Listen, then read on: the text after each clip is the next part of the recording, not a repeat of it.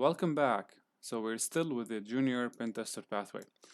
And in the last video, we discussed the proxy module in Burp Suite.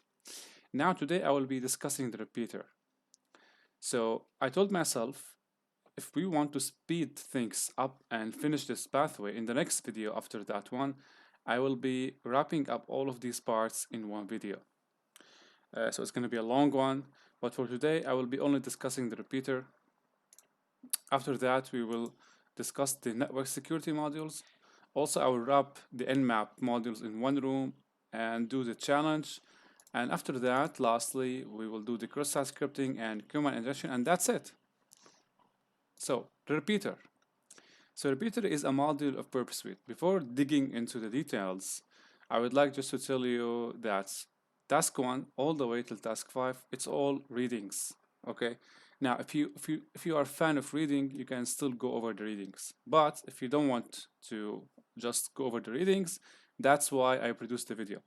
You're not gonna need to read all of these. We're gonna demonstrate the practical examples here, and in the extra mile section, we will do SQL injection attack with Burp Suite.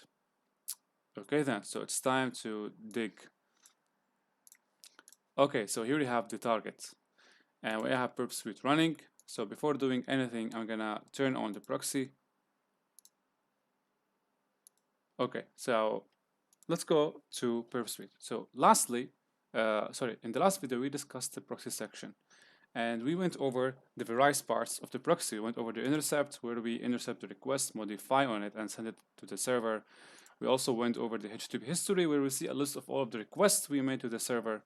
Also, we went over the WebSocket, the options. Here we add proxies, and here also we decide what are the conditions to intercept the client request. We also discussed the targets, okay, how to add a target to the scope, and how to filter out other requests from being intercepted by Burp Suite. All of that you can find it in the last video. I'm gonna put it in the video cards. Okay, now we go to repeater. So this is the repeater. So basically, the repeater is a section or a feature in Burp Suite where when you intercept, where is that? Yeah, when you intercept a request in Burp Suite, you have got the option to send that to repeater. It's gonna appear here in this section in the request.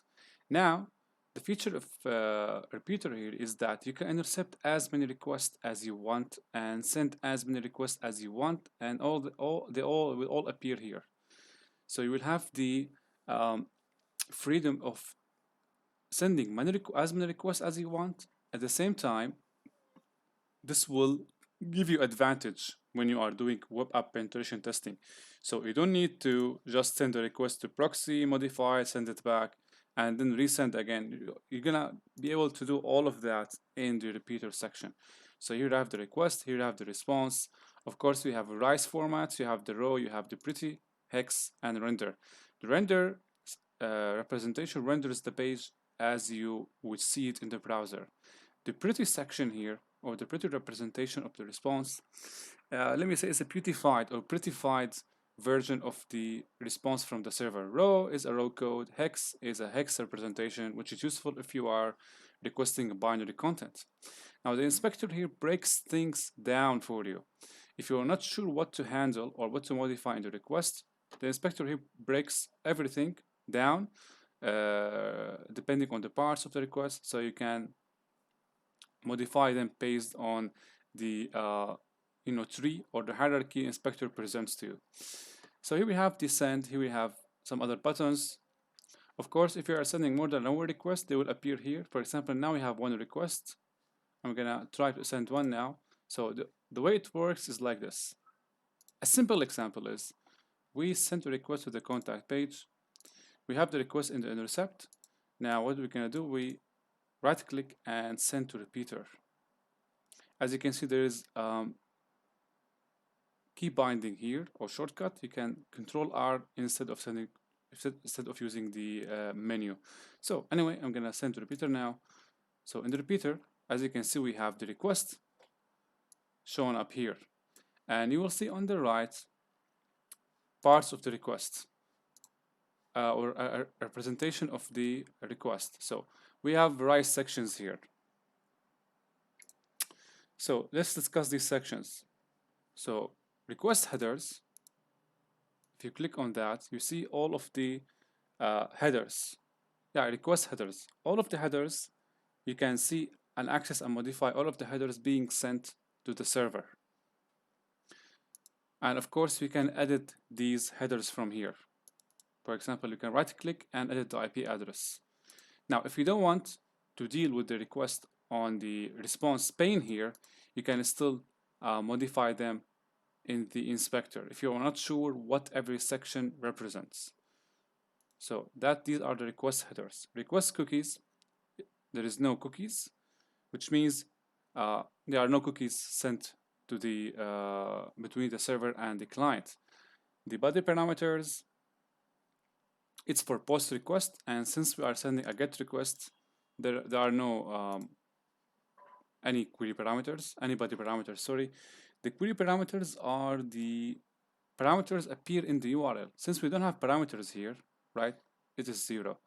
The request attributes, so the request attributes here, if you click on that, you can see the protocol and the method. So in our case, it's get, and the path URL is contact. You can still modify these on here. Now, the inspector is useful if you are still new to dealing with HTTP responses and requests.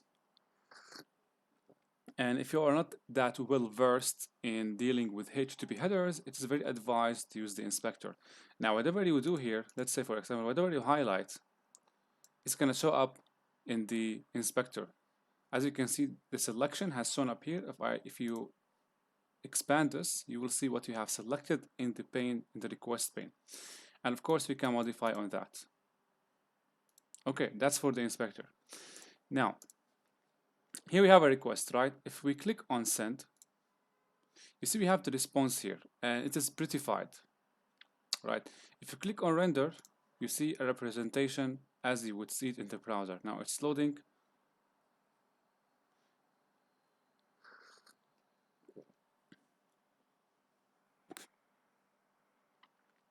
So this is the page.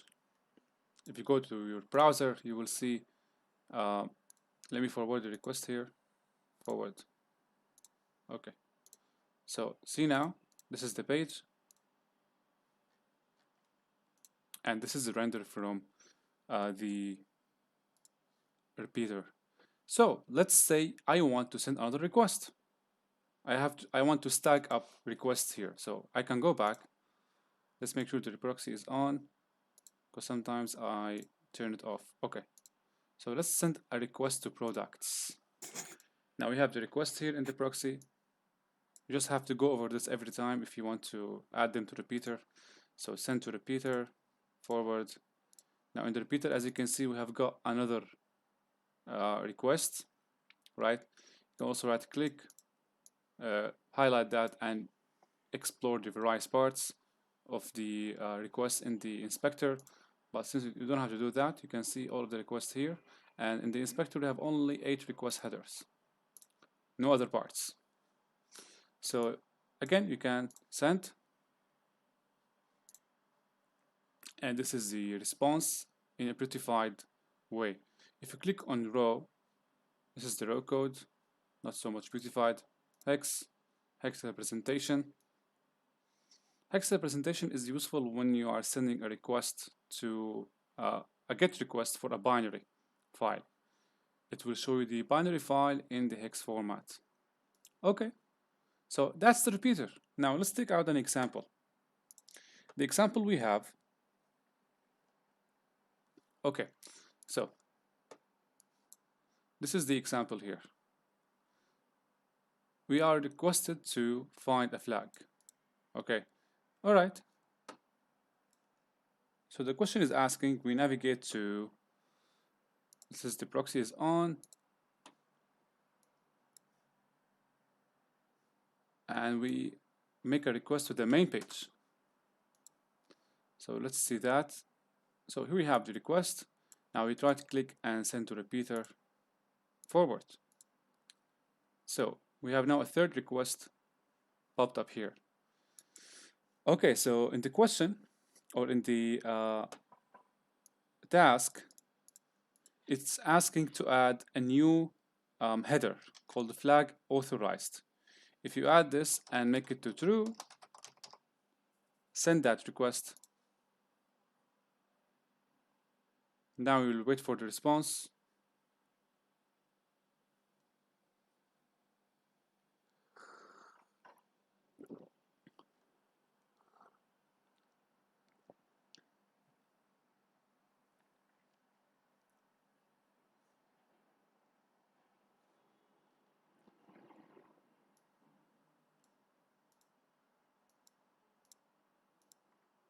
These are the layouts. So basically, this layout shows the request and response in a vertical manner. If you click that, it will show the request and the response in a horizontal manner.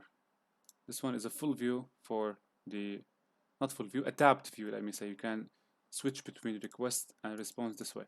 So we see we don't have a response yet. Okay. So I see the response being processed, but for some reason we don't see anything. We're still waiting for something to show up. Okay, in the meantime, let's do that using a normal request with the proxy. See why there is no response. So if you go back and send the request, okay, we add the flag.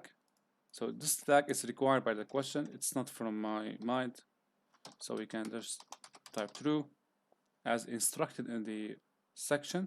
You can right click and intercept the response. So we don't get a response from the server. That's right.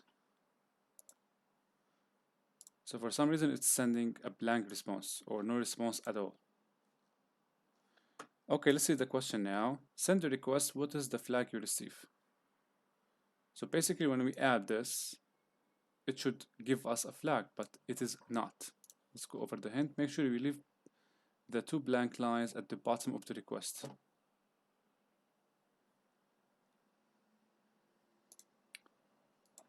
Two blank lines. Let's check back. So if you go to repeater, 2 black lines at the bottom of the request. 1, 2. Okay, send. As you can see, we needed to leave 2 blank lines. The line number 10 and line number 11 needed to be blank. So this is the flag. I know this is not a real example, but it's a way for you to understand how you can manipulate the headers and get a different response every time you enter a different header. So for this one, it's kind of a joke. I'm gonna just answer the question with the flag. Okay, next one. Next one is a challenge. Okay, let's do the challenge. Let's take this to the right. So, going back to the proxy, intercept is on. Now let's navigate to, or before intercepting the request, let's understand first the challenge. Okay, if you go to products, this is the products page. If you click on one of these links, see more. So when you click on see more, you see here there is an integer added in the URL, right? Representing the product. So this product, VPS, has an ID of 1. If you go back and I click on managed hosting, you see now the managed hosting product has an ID of 2. So we see now every time we click on see more link, we have an integer added in the URL, which means every product is represented by an integer. Now, what if we entered something here that doesn't correspond to an integer, a product ID, right? So the web application here expects us to enter an integer or expects an integer input. So let's see now how this plays out in Burp Suite. So this is on, refresh this, or click on see more links, okay, and intercept the request, send this to the repeater, and let's play with that. Okay, so let's now send that request. All right, so as you can see, we have the code for the product page. Okay, now what happens if we change this to something is not integer, or an integer that doesn't correspond to a product, right? So if you go back to the page, we have 1, 2, 3, 4, 5 products. So we expect to be 5 integers in the application from 1 to 5. What if we entered 6 here? Okay, 6. So let's send, see what happened. So 404 not found. That's quite good. Good handling by the web server. So when we enter an ID that doesn't correspond to a product, we receive 404 not found. What if we entered apostrophe? Again, we've got 404 not found. Okay, so here we need to enter something to make the server retrieve renders a 500 internal server error. That's required in the question. So the question here, you see if you can get the server to error out with a 500 internal server error code by changing the number at the end of the request to extreme inputs. What is the flag you receive when you cause a 500 error in the endpoint? So up until now, we're getting 404 not found. We need some kind of input that would make the server crash and send 500 internal server error. Now we entered an ID that doesn't exist. We failed. We entered an apostrophe. Also, this didn't work. So we need some more extreme inputs.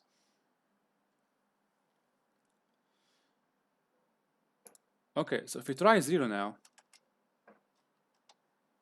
send. Also, we get 404. The application is still able to handle what we sent in the input. Okay, normally what you got to do here in a regular pen testing, you would send this using the wfuzz, right? So what you would do here, you go to your command line and let's say fuzz FFUF, okay? Now I know this is not the request we want, but let's modify that request. So basically here we put 500 and the URL, let's change the URL.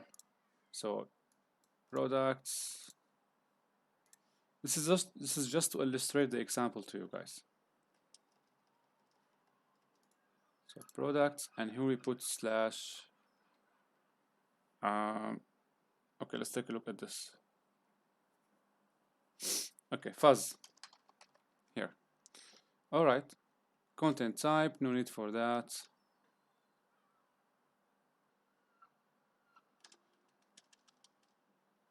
We're making a post request, I guess, or get. I guess it is get, right? Okay, so we're gonna type here get, and then we're gonna remove this part, the part about the word lists. So FFUF -x get -u the URL, and now we need a word list. User share word list,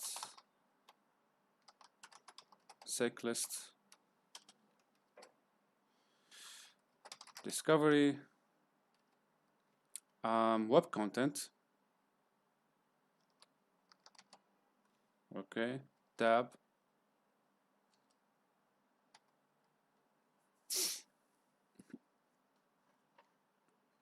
okay, let's select raft medium files, lowercase,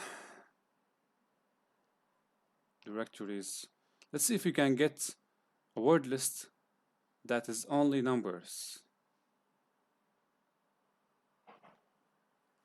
Words, files.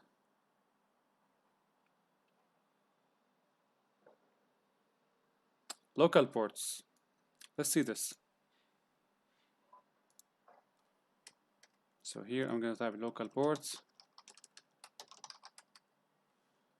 Okay. Let's see now. So I want to solicit only 500 internal request error. See if I can get some sort of number that would give me 500 internal server error. So up until now we don't have anything.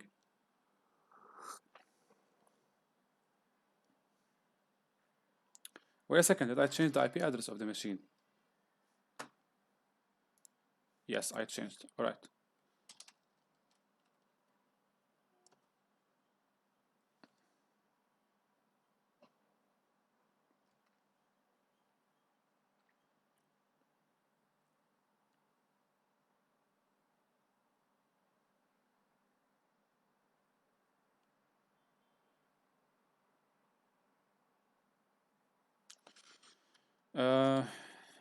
Let me see. Dash FC 200.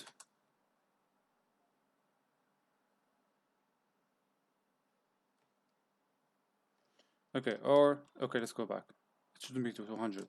Let's filter for only 500. The query was correct, but I was confused about something. Okay. So now we filter for the 500. Okay. Now, while this is done, let's get back and try ourselves manually. So we see some numbers failed to trigger 500 internal server error. What if we tried something extreme like 100? Send 44 not found. 1000. Still 44 not found. Okay. What about at 44 not found? Okay. Let's put more than one at. Ampersand apostrophe. Okay, we still got 404. Let's try a piece of text. What do you think? This is fuzzing.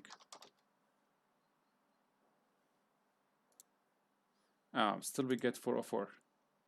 And here I don't think we will have a response, so I'm gonna see another word list.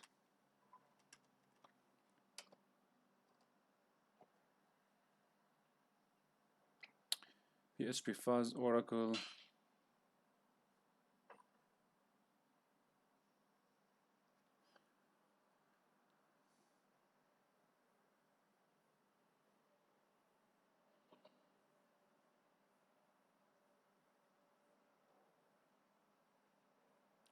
Linux file list.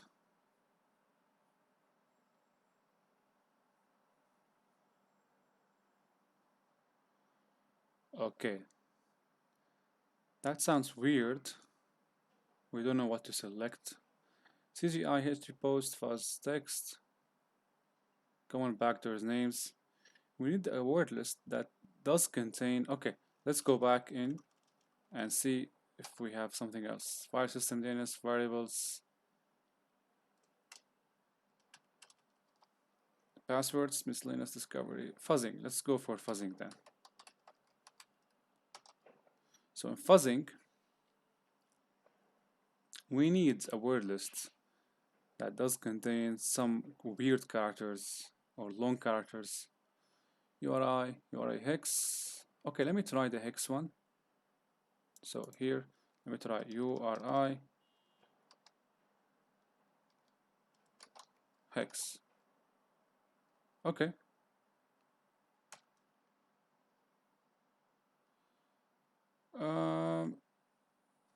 So let's check this out.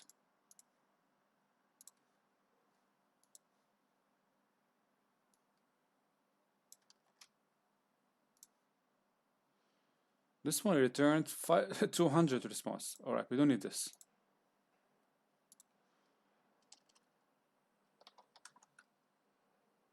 Nothing. All right, that is good. Let's try a number that's negative. How about negative numbers, like -1? So you see here we have 500 internal server errors. So the negative numbers worked.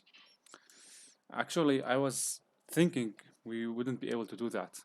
Okay, let's see now in the response if there is a flag, and indeed we have one flag.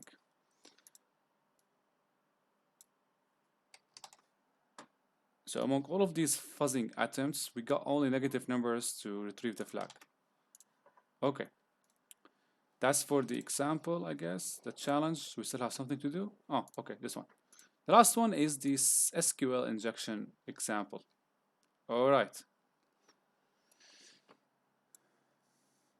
So as for the SQL injection, if you go to the page about,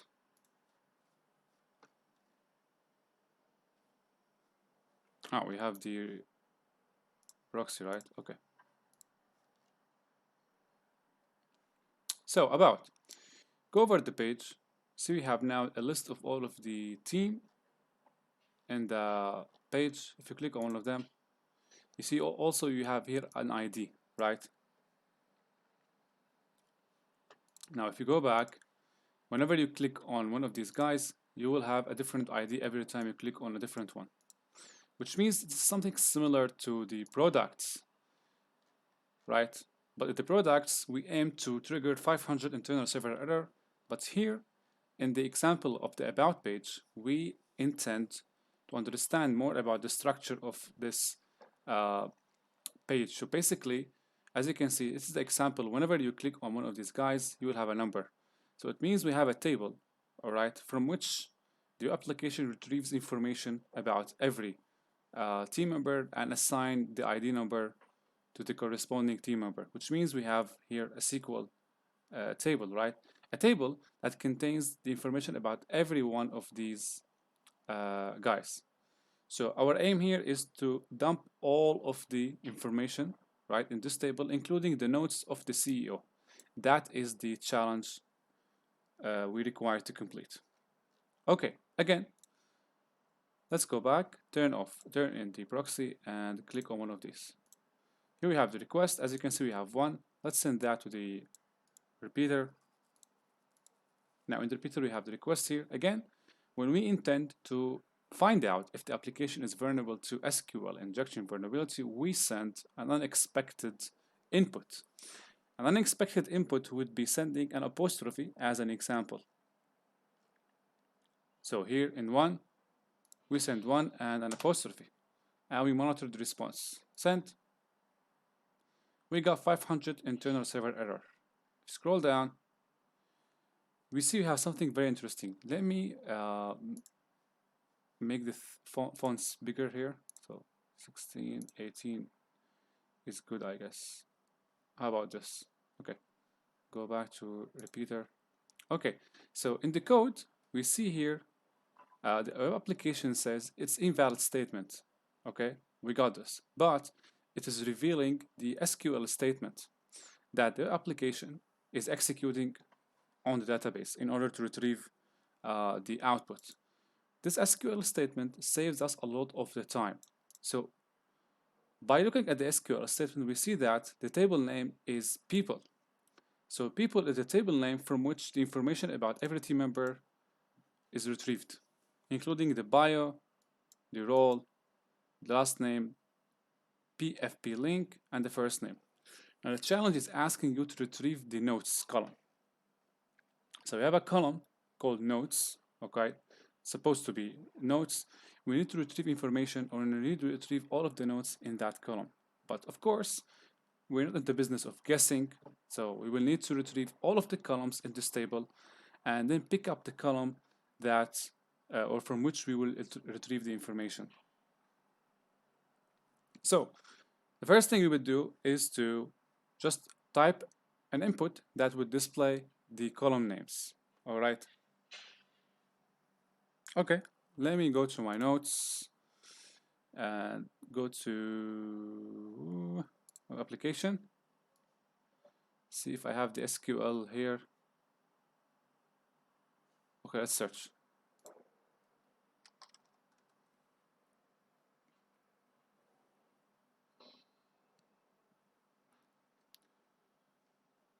So my SQL file or the application file needs some updates. I will release the updates after I finish the video, but in the meantime, let me go to database exploitation. I guess it's in database exploitation. Okay. These notes are available to members of the channel. You can access them if you are a member. Now, let's go to search fields. I just want to make sure that the query that I will type is correct. Let's search for group concat.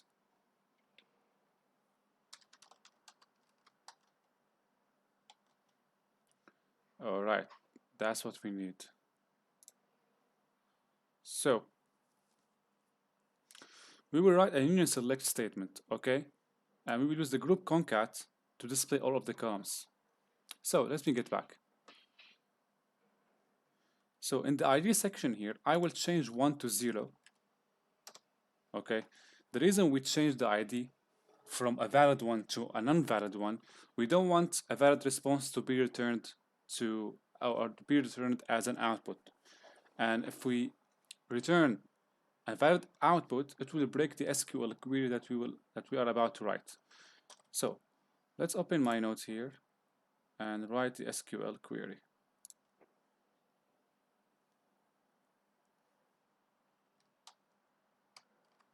So 0 union all select group concat. Group concat of what? Of the column name. Since I want to display all of the columns, right? I will type group concat column name. Now let's get back here. So how many columns we have? 1, 2, 3, 4, 5. So we have 5 columns. Okay. Now I already replaced the first name with the group concat column name. What about the other columns? What I need to type here? So we would type null, all right? So null 4 times.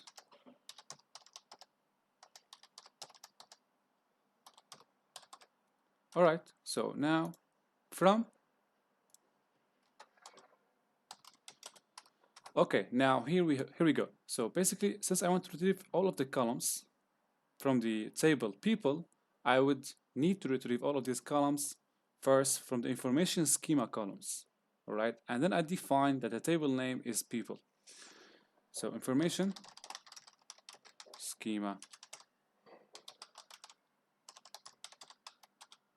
where table name equal people. Let's try this one.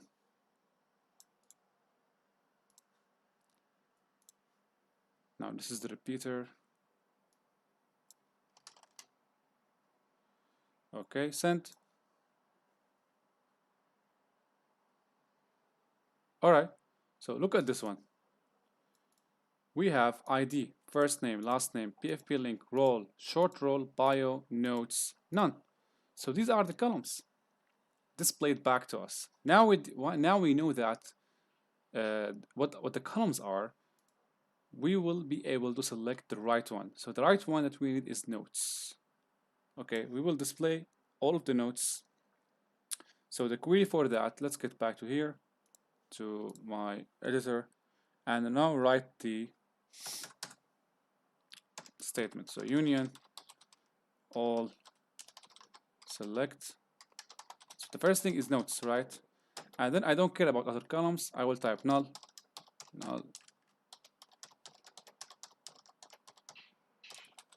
from people. Okay, now I will retrieve the notes from the table people, but the notes of what? Whose notes I will retrieve? I will retrieve the notes of the CEO.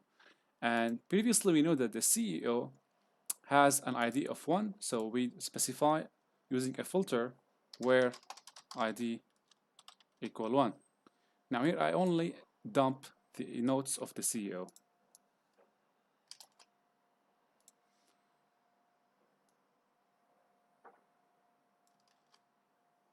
Send.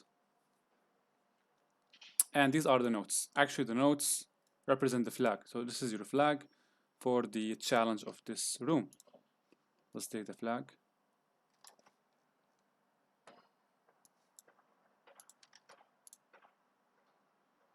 And that is it. Next, what do we have? Room conclusion. All right. So that is Burp Suite repeater, and that is a live example of how to use the repeater. I hope you found that helpful, and hopefully we see you in the next video.